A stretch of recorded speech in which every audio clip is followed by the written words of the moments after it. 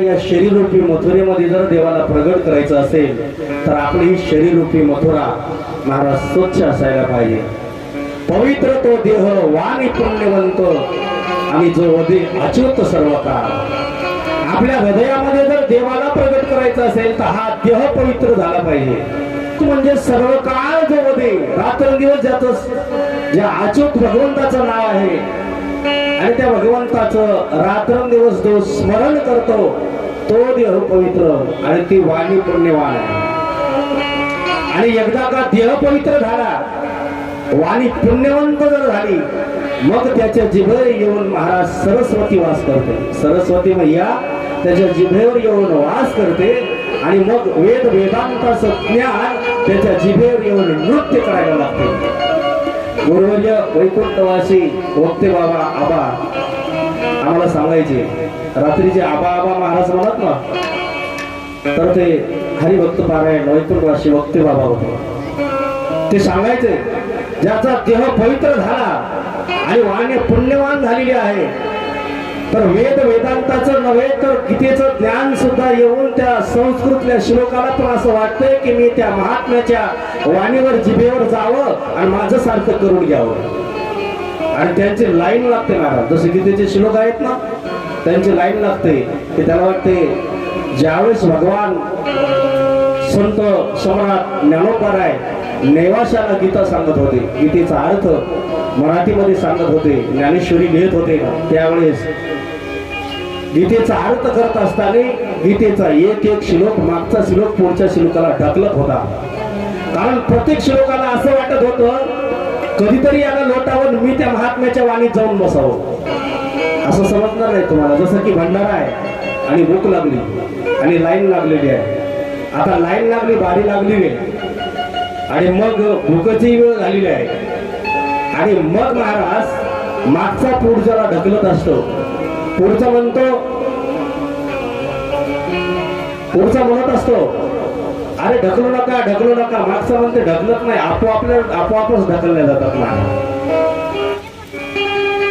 तसं माऊली महावैष्णव गीतेचा अर्थ करत होते त्यावेळेस गीतेमधला एक एक श्लोक आपोआप पाठीमागचा श्लोक पुढच्या श्लोकांना ढकलत होता.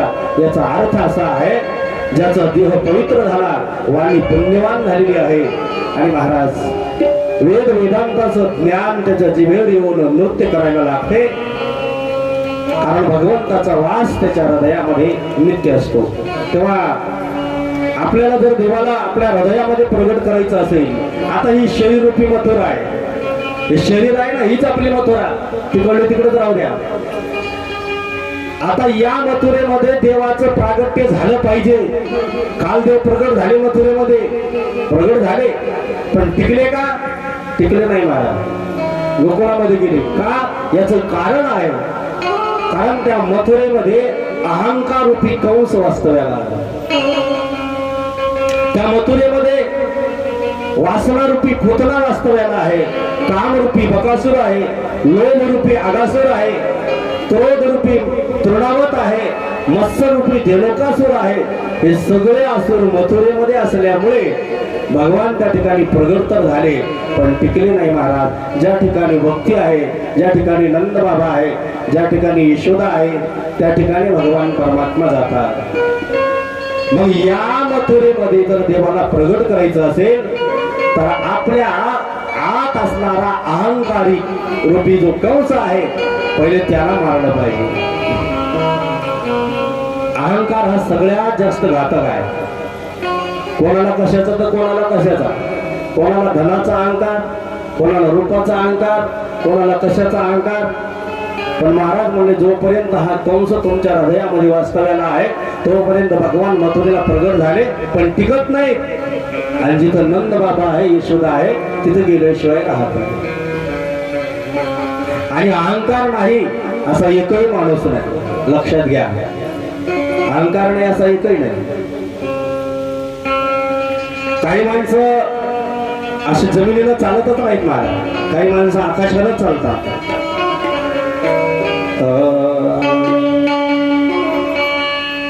अरे आसमान पर उड़ने वाले अरे आसमान पर उड़ने वाले धरती को पहचान किसी का राम नहीं अभिमान, किसी का राम नहीं अभिमान, किसी का आसमान पर उड़ने वाले, आसमान पर उड़ने वाले, धरती को पहचान किसी का राम नहीं अभिमान, किसी का राम नहीं अभिमान, किसी का राम नहीं अभिमान।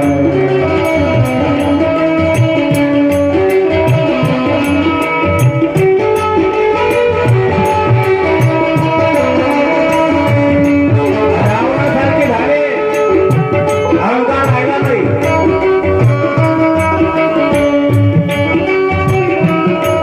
या भारताचा सम्राट राजा धृतराष्ट्र त्याचा सुद्धा अहंकार राहिला नाही. सब देव रावण के वश में, ऐसा रावण का महिमा, ऐसा रावण को महिमा, ऐसा रावण को महिमा. बल और बल धन की सीमा, बल धन की सीमा, अभिमानी रावण की लंका, अभिमानी रावण की लंका जल गई पूर्ण सभा. किसी का राम नहीं अभिमान, किसी का राम नहीं अभिमान, किसी का राम नहीं अभिमान, किसी का राम नहीं अभिमान. राम नहीं, रहा नहीं, रहा नहीं, रहा नहीं, राम नहीं, रहा नहीं, रहा नहीं, रहा नहीं, रहा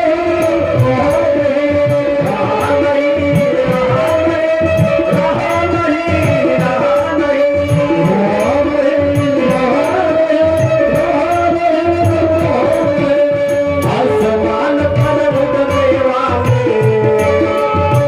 आसमान पर उड़ने वाले, धरती को पहचान किसी का राम, किसी का राम नहीं अभिमान, किसी का राम नहीं अभिमान, किसी का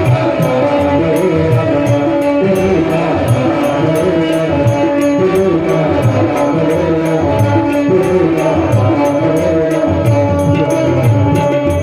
अभिमान. आसमान पर उड़ने वाले, धरती को पहचान किसी का रहा नहीं अभिमान. आता काय आपल्याकडे महाराज रावणाच्या हिशोबात बोला. रावणाचा जर हिशोब केला, लंके माझी घरे किती ते ऐका, सांगत असे संख्या जैसी तैसी. 20 लक्ष घरे पाषाणाची जेथे, 7 लक्ष तेथे विटाबंदीची. कोटी घरे जेथे काशा आणि तांब्याची, सप्त कांचनाची, शुद्ध कांचनाची सप्तकोटी. तुका म्हणे नरदेह येणारा, किंवा नामा म्हणे नरदेह येणारा, आणि तयाचा मातोरा केल्यामुळे एवढा मोठा रावण. समजलं का तुम्हाला? रावणाकडे ब्रह्मदेव वेद बनायला होते. ब्रह्मदेव जे आपलं रावण ज्यावेळेस पूजा करत होता, त्यावेळेस ब्रह्मदेवाला म्हणावं, हरी ओम सहस्र श्रीराम पुरुधा सहस्राक्ष सहस्रपाद सभूमिको सर्वतस्त्वा अत्यतिष्ठं दशांगुलम. वेद असा म्हटलेलं होतं. म्हणजे हे वेद मंत्र म्हणायला ब्रह्मदेव होता, झाडून काढायला वायुदेव होता, सदा समर्जन करायला महाराज चंद्रदेव, इंद्रदेव, हे सगळे देव होते. आणि हे 9 ग्रह आहेत ना बाजूला, आपण 9 ग्रहाची स्थापना केली ना. हे 9 ग्रहाच्या 9 पायऱ्या होत्या आसनावर रावणाच्या. रावणाचं असं आसन होतं, आणि त्या 9 ग्रहांना उलट ठेवलं होतं, त्या पायऱ्यावर उलट ठेवलं होतं. त्याच्यातला एक ग्रह होता राहू. तो म्हणला, फक्त मला सरळ करून पाहिजे, मला फक्त तोंड तुझ्याकडे करू दे, मग तुझी एवढी मोठी रावणाची लंका कशी जाळतो पाय. आणि एक दिवस तो सरळ झालाच. एवढा मोठा रावण, आणि आता त्याच्या हिशोबात आपली संपत्ती किती आहे पहा. आपला असून असून काय असणार आहे सावकार मामा, 2-3 तसव्याचं घर, एक रिकामा प्लॉट, 2 हंडी बैल, एक मरकी म्हैस, एक रिकामा प्लॉट, त्याच्यात एक कोरडा बोर नाही का, 2 हंडी बैल आणि एखादं शहाणा असलं तर एवढं पोरग, दुसरं काय असं काय असं. आता रावणाच्या संपत्तीचा आणि आपल्या संपत्तीचा जर विचार केला तर एका दिवसाचं लाईट बिल सुद्धा होत, तरी सुद्धा माणसं म्हणतात मी विचार काय समजतो, नको समज, कळल तुला कळल, येऊ दे पुन्हा कोरोनाची लाट, मग कळत नाही का. हा जो अहंकार आहे ना, सगळ्या दुःखाला कारण हा अहंकार आहे. आणि हा अहंकार म्हणजेच या शरीररूपी मथुरेतला कंस आहे. जोपर्यंत या शरीररूपी मथुरेतला कंस तुम्ही मारणार नाही तोपर्यंत आनंदाची प्राप्ती नाही. आनंद म्हणजेच कृष्ण आहे, आनंद म्हणजेच देव आहे. तोपर्यंत महाराज देवाची प्राप्ती नाही. या शरीररूपी मथुरामध्ये अनेक राक्षस वास्तव्याला आहे. लोभरूपी आगासुर आहे. लोभ सगळ्यात खतरनाक घात करणारा महाराज लोभ आहे. सगळं संपूर्ण झाल्याचं, आयुष्यही संपत आलं, असे हात हालायला लागले. रस्त्यात जर चाललं ना, सुतळीचा नाडा पडला तर ते उतरू लागलं एक म्हातार. मी पाहिलं, त्यामुळे आबा आता याचं काय करता, येईल गोठ्यात बांधायला पोरायला काही, तो मड बांधायला कामी येईल. आता 90 वर्षाचा झाला, तुला सुतळीच्या नाड्याचा मोह सुटेल तर घरदारांचा सरपंच कवा सुटाल. हा राक्षस आपल्या शरीररूपी मथुरेमध्ये आहे, त्याला लोभ म्हटलेला आहे. आम्ही कितीही सांगा, लोक जशाला तसे कबूल झाले. गोपाल कृष्ण. मग जोपर्यंत हे या शरीररूपी मथुरेमध्ये असुर आहेत, भगवान तिथे प्रगट होतात, काही अडचण नाही. आता 7 दिवसाचं वातावरण तयार झालं, तुमच्या हृदयामध्ये देव प्रगट झालेला आहे. प्रत्येकाच्या हृदयामध्ये माझा परमात्मा भक्ती सह प्रगट झालेला आहे, म्हणून येऊन बसलात तुम्ही. आणि तुमच्याकडे काय वेळ आहे का, तुम्ही काही रिकामे थोडे आहे महाराजाच्या समोर बसाय. आता सध्याचं जे ऑनलाईन जग आहे याच्यामध्ये सगळं काही भेटल, फक्त महाराज आमचा वेळ मागू नका.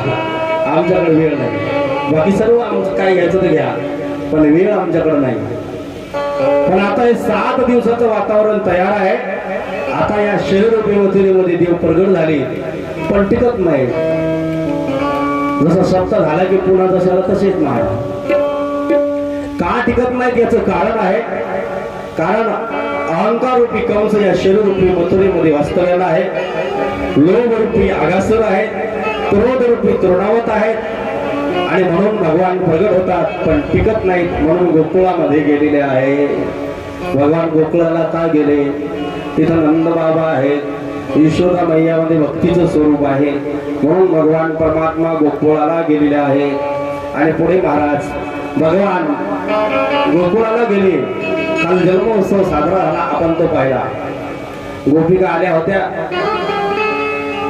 आणि सर्वच्या सर्व गोपिका म्हणतात, यशोदा किती छान आहे तुझा मुलगा, किती गोंडस आहे, किती सुंदर आहे. बाबा बाबा ते कुरळे केस नाही का, किती छान आहे. अशा त्या गोपिका म्हणत होत्या. तेव्हा यशोदा मैयानं विचार केला, नक्की याला आता दिष्ट झाल्याशिवाय राहत. यशोदा मैयानं स्नान घातलं कन्हैयाला आणि कन्हैयाची दृष्ट झाली. दृष्ट लागते बरं का.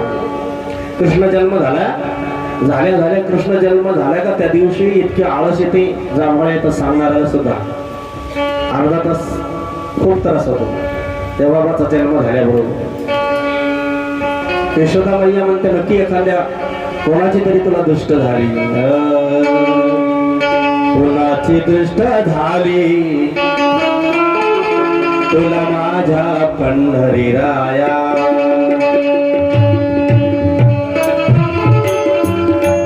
कोणाची दृष्ट झाली तुला माझ्या पंढरी राया. कोणाची दृष्ट झाली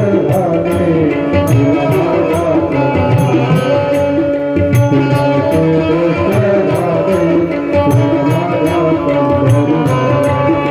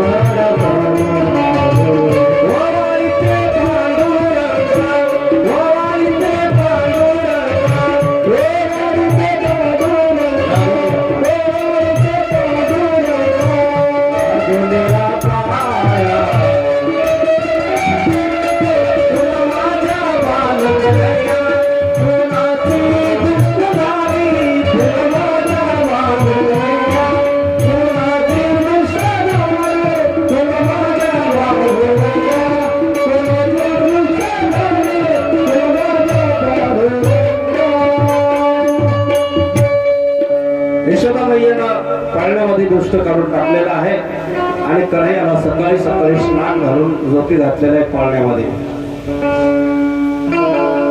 झाला असं इकडं ज्यावेळेस वसुदेव त्या मुलीला घेऊन आलेले होते, इकडे जे माया होते डोक्यावर घेऊन वसुदेव ज्यावेळेस मथुरेमध्ये आल्याच्या नंतर ती कार्टी रडायला लागली. कंस धावत पळत आला आणि म्हणला आठवा आला.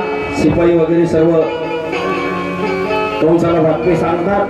आता ती रडायला लागली. तेवढ्यामध्ये कंस आला आणि आल्याच्या नंतर पाहतो तर मुलगी आहे. तो मला मुलगी का असेना पण आठवी आहे ना. दोन पाय धरले, घरा फिरवले, तिसऱ्यांदा आदळणार दगडावर, हातातली सटकली आणि आकाशात गेली. अरे ती बोलायला लागली, अरे कंसा मला काय मारतोस, माझ्याशी काय राजकारण करतोस बाई माणसाची, तुला मारणारा या ब्रजमंडळामध्ये जन्माला आले, तुला मारणारा या ब्रजमंडळामध्ये जन्माला आलेला आहे. असं म्हटल्यावर कंस घाबरला. ब्रजमंडळामध्ये जन्माला आता काय करावं. एक असुर होता, त्याचं नाव होतं बकासूर. बकासूर बाजूला होता. तो म्हणला, राजे काळजी करू नका. म्हणले का. त्याचं कारण आहे. म्हणले येणं सांगितलं की ब्रजमंडळामध्ये तुमचा शत्रू जन्माला आला. झालेच किती दिवस, 5-6 दिवस झाले बी नसते. मग आपण काय करू, 6 महिन्यातले आतले जे सगळं डिपार्टमेंट आहे त्याला अशा नसा टोचू की मला जिवंत झालेलं पाहिजे. मग काय करावं. म्हणले माझी बहीण आहे जिचं नाव आहे बकासुराची बहीण आहे पोतना, आणि त्या पोतनेला बोलवलेलं आहे. पोतनेला सांगितलं हे काम तो करायचं आणि या ब्रजमंडळातले लहान लहान जे मुलं आहेत ती सगळी तो मारून टाकायची. आणि तिनं आपल्या स्तनामध्ये विष धारण केलेलं आहे. आपल्या स्तनामध्ये विष घेऊन निघाली. पण सुखदेवजी सांगतात, राजन एवढा सुंदर तिने शृंगार केलेला आहे. अशी ती नटली की कोणाला वाटलं पाहिजे की मी राक्षसी नाहीच महाराज. एवढं सुंदर स्वरूप तिनं बनवलेलं आहे. असं वाटतं की बगीच्यामध्ये ज्यावेळेस ती गेली त्या बगीच्यामध्ये सर्व फुलं तिने आपल्या अंगावर धारण केली की काय, इतका शृंगार त्या पुतणीनं केलेला होता. असं वाटतं जंगलामध्ये गेल्याच्या नंतर तिच्या अंगाचा सुगंध इतका सुंदर येत होता. असं वाटतं एखाद्या हरणाच्या नाभीतली कस्तुरीनं काढून घेतली आणि आपल्या अंगावर सुगंधाच्या रूपानं धारण केली का काय, असा तिच्या अंगाचा सुगंध येत होता. अशी नटलेली होती. असं वाटतं आमुषाची जी काळी रात्र आहे त्या काळ्या रात्रीची कालीमा हिनं भलात ओढून घेतली आणि आपल्या डोळ्यावर काजळाच्या रूपानं हिनं धारण केली का काय, अशी ती सुंदर नटलेली आहे. साडी तर हिनं अशी घातली असं वाटतं की दोन्ही ढगाच्या मध्ये चमकणारी जी वीज आहे भलातच ओढून घेतली आणि आपल्या अंगावर साडीच्या रूपानं धारण केली. असं वाटतं सकाळी सकाळी निघालेला जो सूर्य आहे त्या सूर्याची लालिमा पुतणीनं भलात ओढून घेतली आणि आपल्या ओठावर लिपस्टिकच्या रूपानं धारण केली. आणि महाराज अशा प्रकारे सप्तसुर जसे आहेत सरस्वतीचे तिनं जणू आपल्या पायामध्ये जे पैंजण घातलेले आहेत आणि त्या पैंजणाचा जो आवाज आहे असं वाटतं की सरस्वतीची सप्तसुर आहे. असा शृंगार त्या पुतणीनं केला आणि शृंगार करून पुतना आलेली आहे. संत शिरोमणी नामदेवराय वर्णन करतात. कंस पाठवली मायावी पुतना, कंस पाठवली मायावी पुतना, दिवली असताना बाळे माये दिन दुर्बळाची मारिता बालकी. ब्रजमंडलात गेली आणि पहिले झोपडपट्टीवर गेली. दीन दुर्बळाची मारिता बालके.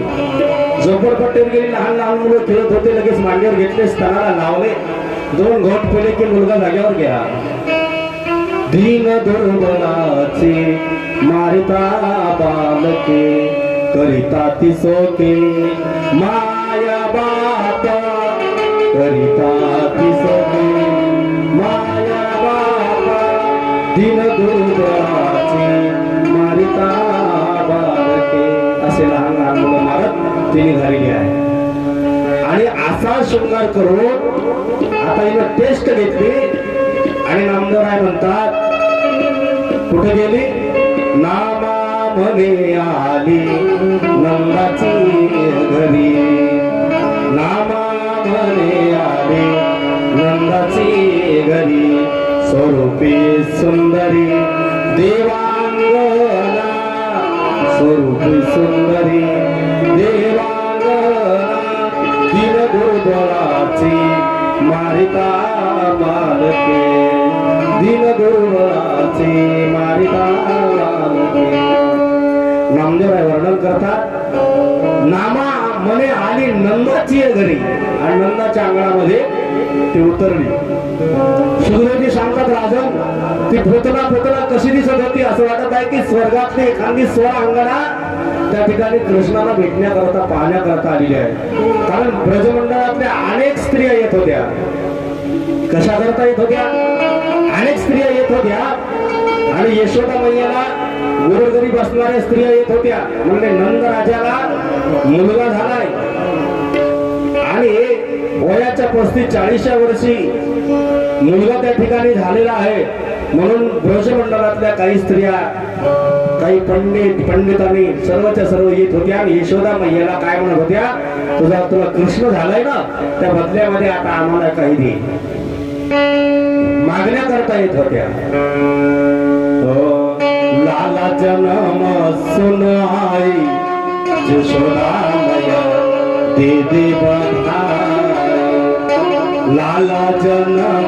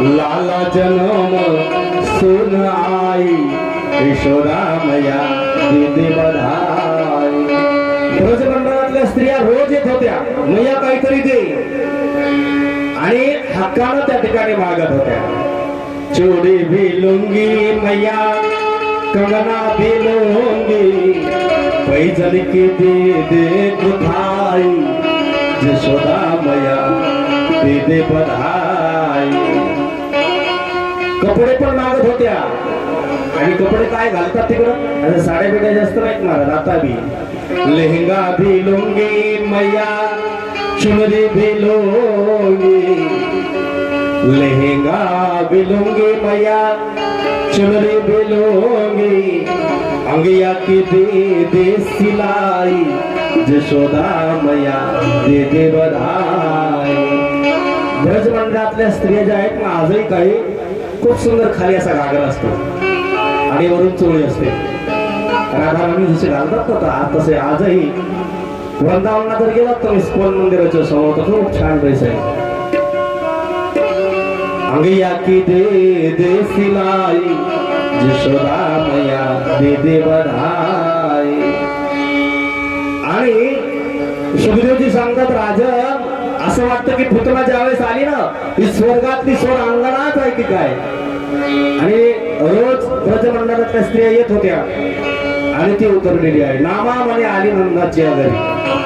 आवाज दिला यशोदे अवे यशोदे. यशोदेला कन्हैयाला पाळण्यात टाकलेलं होतं बाहेर आली. पाहिलं बाबा बाबा बाबा काय तो शिंगार योगदानी घातली शेवण पीस घातले गळ्यातलं घातलं कानातलं घातलं नाकातलं घातलं. यायला लय सोन्याचा उल्हास आहे ना काय सांगावं महाराज. झुंबर पण कानातले घातले डुलं फुलं लय आवड कामाला. नवीन नवीन डुल्ल करू द्या मातीचे मान कसे डलते आणि झटका घालते. या बाईला इकडं फुल दाखवते किंवा तिकडं फुल दाखवते.